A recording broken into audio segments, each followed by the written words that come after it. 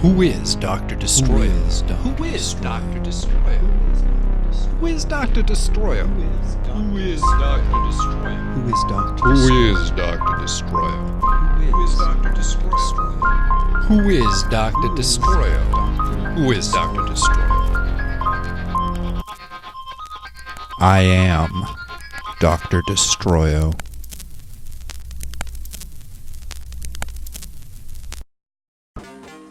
From the Death by Media Man podcast show, it's Dr. Destroyo.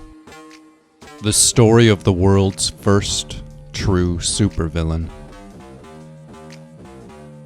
We're telling Dr. Destroyo in sequence every 2 weeks. So if you haven't listened to the first episodes, go back and start there. Then, this will all make a lot more sense.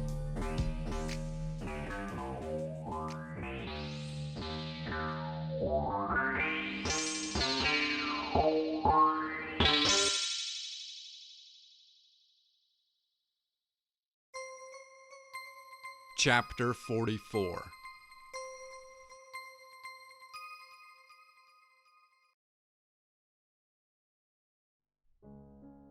I don't know, man. I mean, I hear what you're saying, but I tried to explain my position gently to the masked man. I just don't think you've considered the full ramifications of what you're talking about. The solution leaned back on my couch and stared at me, nodding slowly. Sure, he said, eyeing me confidently through his tinted lenses. Sure, man. I get you. Cool, I replied, feeling a little relieved. But here's the thing, the solution said very seriously. I know who you are. There was a very quiet moment. Excuse me? I said softly. Under his mask, the solution's frown turned into a gentle grin. Hey man, I'm not trying to say anything's not what it is or whatever. I'm just saying, I know you. I know who you are. He shifted a little in his seat. So you don't get to say when this ends. I do. There was a long quiet moment, during which I almost wished I had put some music on so there'd be something to break the silence. As it was, the stillness of my apartment merely served to draw attention to the awkwardness of the situation for as long as it went on. Are you threatening me? I eventually asked. Fuck no, man, he said quickly, chuckling a little. A bit of lamplight glinted dramatically off his lenses. I'm asking you to dance. It was the middle of the night and we were both in costume. We both wore our costumes whenever we hung out. I was a little surprised that the solution was willing to walk across town to my place, dressed in his ridiculous getup, but he said that he didn't invest all that time and money into his suit just to have it sit in a suitcase. I just made sure my mask was on straight, and beyond that, I was happy with whatever. I never left the apartment anyway, and the solution only came by after dark. Tonight, I was barefoot in a pair of suit pants with a dress shirt and tie. And for a split second, I could see it all there, as it was in his mind. I could see the fantasy he was constructing, and I could see how he thought I'd fit into it. I could see it all from where I was. I was standing above everything. It was all laid out before me, all his dreams, all his self-created delusions. I could see the solution and I. Our fates twisted together. We were like giant glowing gods clashing up across the horizon of the city. His costume, my mask. Endless possibilities, dreams bleeding into reality like thick paint soaking into shag carpeting. I looked into the eyes of his mask, and I saw his dream stretching on and on like streets that never ended. Like an urban metropolis that swallowed up the world. He was the secret gift of the gods. He was fire and flight. He was an agent of the Almighty, and he was doing the holy work of a structured and well-organized universe. He was right where he wanted to be, the hero of the beach, the meta-messiah of the modern man. If this is going to go bad, I warned, It's going to go very bad. Hey, he said, motioning at his suit. Do I look like a guy who isn't prepared for things to go wrong? My own dreams were cracked fragments, broken shards of things I couldn't quite see or recall. I was haunted by those dreams, like a chill wind blowing around, trapped between the walls of my mind. My dreams weren't things to share with other people. I could hardly bear them myself. You're hearing what I'm saying, but you're not really seeing it, the solution suggested. Can I try to really pitch it at you? What I got going on in my head? I grinned a hollow smile at him underneath my protective fabric. Sure, I said. Knock my socks off. The solution cracked his knuckles loudly and reaffixed his mask. Okay, he told me. The way I see it is like, you've already got the advantage of being a public figure, right? So now it's time to take that to the next logical level. And the first stage of that would be, you make a threat, and then you follow through on it. Another well-rehearsed speech. He was so eager to explain it all to me, I was worried that he might wet the couch. We'll record a video where you describe something that you're going to do, something big like blowing up a bridge. But then, when you go to do it, ooh, big surprise, I'll be there. The solution punched his left palm with his right fist when he concluded on there. And then, after a dramatic moment's pause, he kept going. I'll be there and we'll fucking battle. We'll battle and it'll be to save the city, you know? Maybe you'll have some gas, like a big purple cloud of mind control stuff, or like an incendiary device. You know, like a bomb. Conversational deja vu. I thought about that. About Dr. Destroyo with a bomb in his hands. An eerie idea, but one that was sort of comforting as well. Familiar. And we'll battle somewhere where people can see it, the solution went on. And I'll defeat you, but you'll get away. Because it'll be like this huge battle, and we'll have weapons, and maybe fireworks like you did before, but more intense. And we'll get the whole thing on video so we can put it up on the internet, so that we can do our own edits and control the... What's that thing you said? The public perception of what we're doing. And that's like, the thing that's so great about you. You really get it. You get how all this is like ideas and the way people respond to those ideas. It was like watching a dog getting worked up about going for a ride in the car. He was twitching in his seat, no doubt salivating at the corners of his mouth. I stared at my new friend or foe or whatever, and I felt oddly calm. At first I'd been so tense about it all, but the more I got to know this guy, the more I felt like I was seeing him for what he really was. An oversized kid in a costume.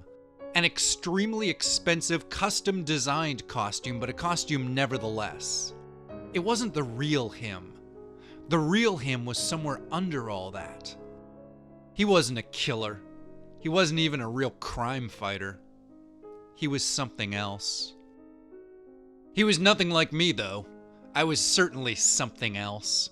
Something that existed in a weird realm where fantasy and reality, fiction and fact, started to mingle and coexist within a strange new, culturally inexplicable paradigm.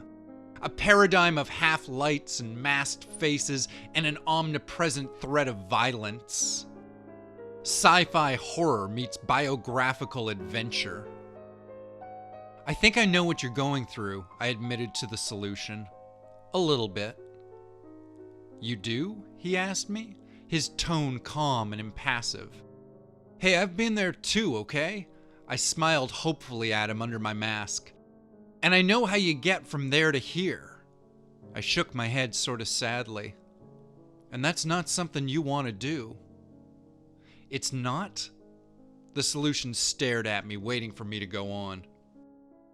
No, I assured him. It's not. I could tell he didn't believe me, but I felt obliged to go on anyway. Dude, I know what you're feeling right now, okay? I know what you want this to be. Do you? His voice had a distant tone to it, like he was considering me from a long ways off. Yeah, I smiled gently, nodding my head at him. You sit around at home and you pull your costume on and you get high, and sometimes, like just for a few minutes, you can almost see it.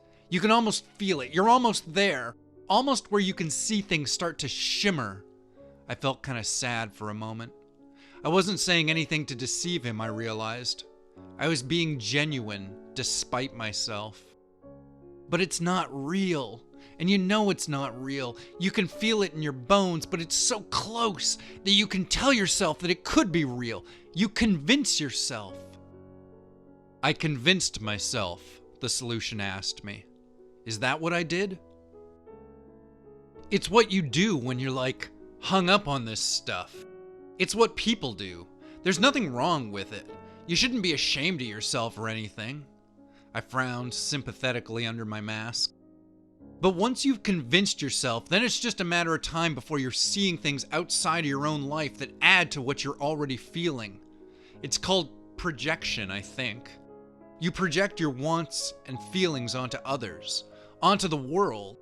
And then when somebody else has that thing that you're already feeling a way about, they can kind of nail it shut for you.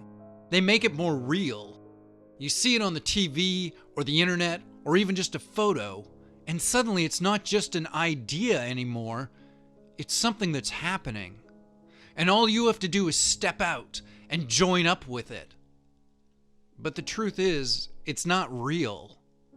And it never will be. Is that how it is? The solution asked me through his mask. I really think it is, I told him.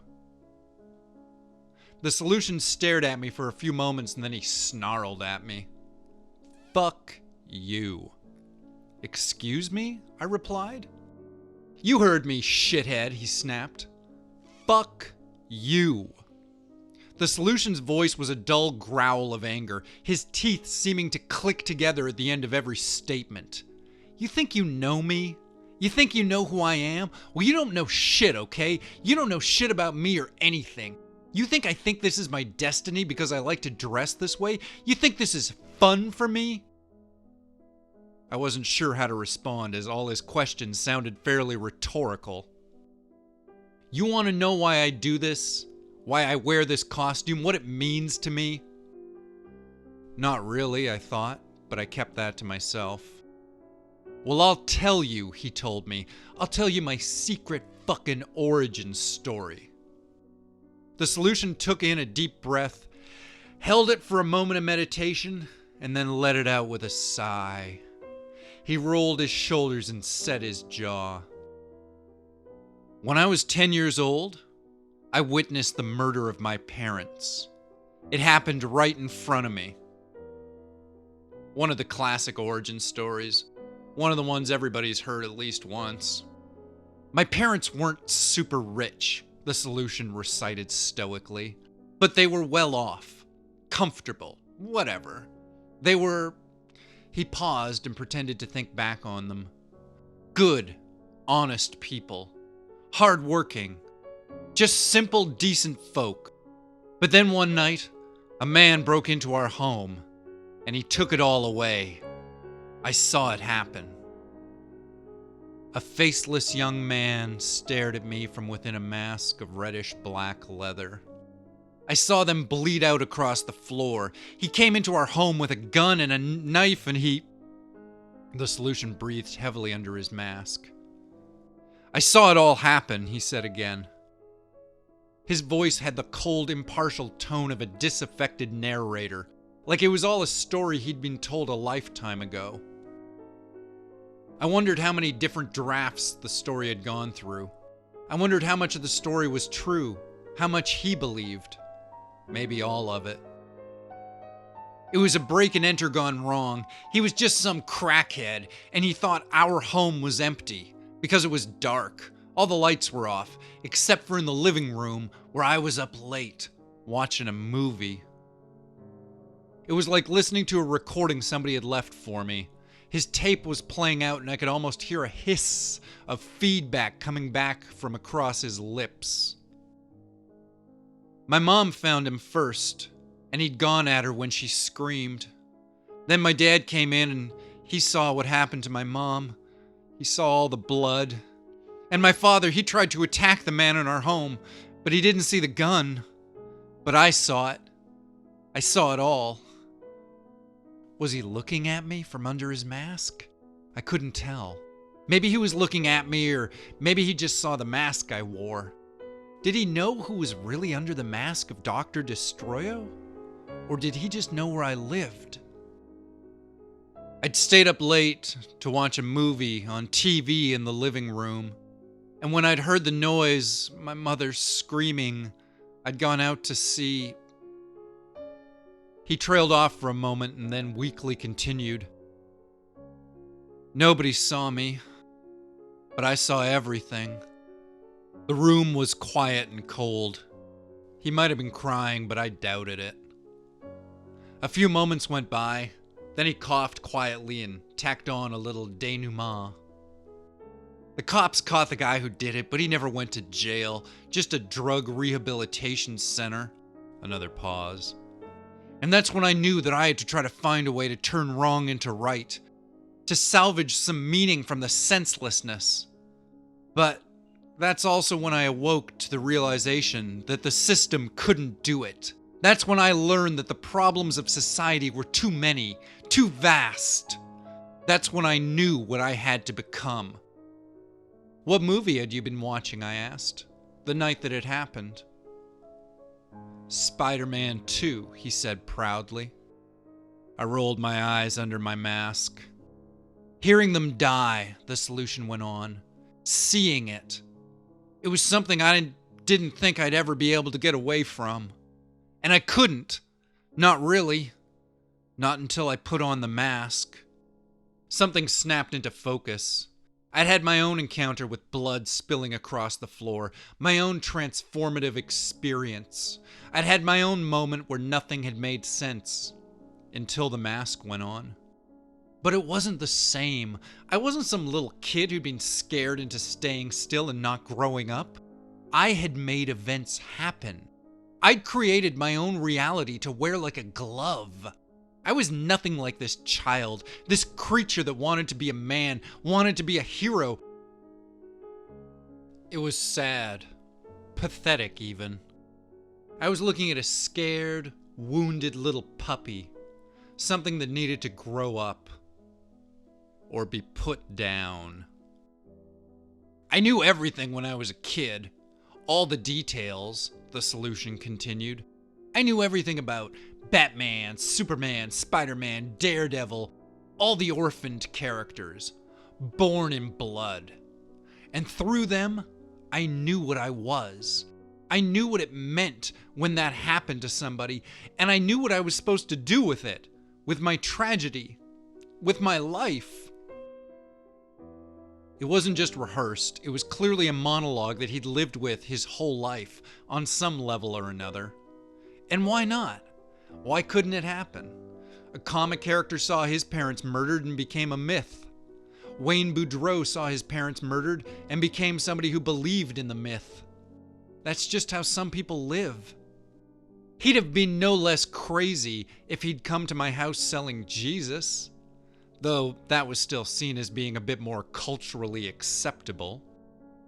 I wanted to feel sorry for him, but I was just mad. I was just mad that this scared, scarred little creature had crawled into my home in the night and growled its weak little threats in my ear. This thing that fancied itself a hero, that thought of itself as my superior. The whole matter was getting wedged in my teeth, and sitting there with my enemy, I suddenly felt very thankful for the mask's ability to cloak the facial responses of my emotions. This isn't just some game, said the solution. This is who I am. It must be nice, I said quietly, to know that. What's that? The solution asked me, still lost in the minutiae of his own memories. Sometimes I feel like I don't know if I know who the fuck I am anymore, I said. But I said it too quietly to be heard. The words lost in a mumble that was devoured by the fabric of my mask.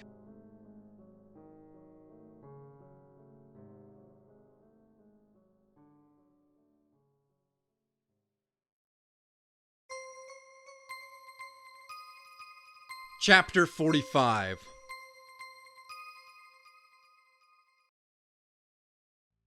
What I'd love to get, the solution told me as he bubbled smoke through my bong, is a really good end credits sequence. How's that? I asked him. I'd like to be somewhere, he said, where I could just stand and look awesome as the camera pulls back and the credits start to roll up the screen. I'd feel like I'd done something, made some sort of a difference. I think I get that, I said. The solution had pitched in a few bucks, so I'd gone by the pizza place and gotten us a really big bag of weed from the dealer outside. Now we were devouring that bag at an almost heroic rate and talking about the stupidest shit imaginable. It was sort of like having a roommate again, but not a friend. The solution wasn't my friend. He was just somebody I was sharing space with. It's usually like standing at the edge of a skyscraper or running down an alley towards a situation that requires justice, the solution explained to me. The hero has been tested, and now you know that from here on out, he's just gonna be kicking ass like a battery-powered ass-kicking machine. He's got a system. He knows what he's doing. And then the credits roll, and you feel satisfied. An end credits sequence, I repeated. Everybody should get their own, the solution said, nodding his masked face at me. Being triumphant, doing your job, receiving adoration.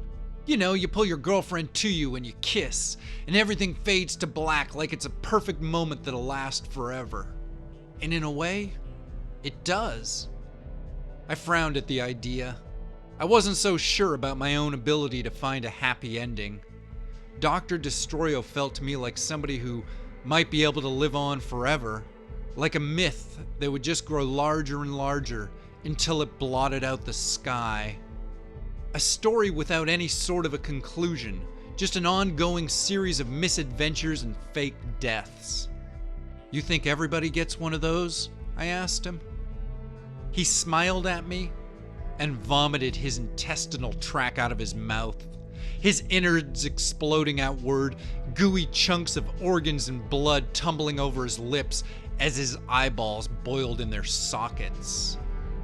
He smiled at me, the flesh melting down his face like long lumps of chicken fat, the cold white bone of his skull staring me down. He smiled at me, and all around us the world caught fire and burned. Everybody was screaming. No one was safe. He smiled at me. I do, he said like we were getting married. Even Dr. Destroyo.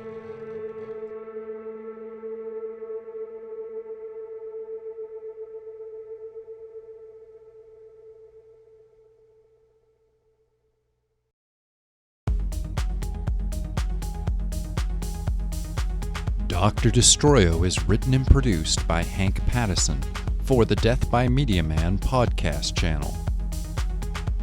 You can subscribe to the Death by Media Man podcast on iTunes and SoundCloud. If you enjoyed this, please leave us a like or a comment and tell a friend.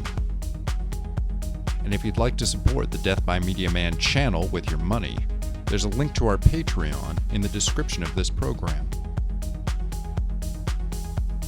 Thanks so much for listening, and we'll see you in 2 weeks for the next installment of Dr. Destroyo.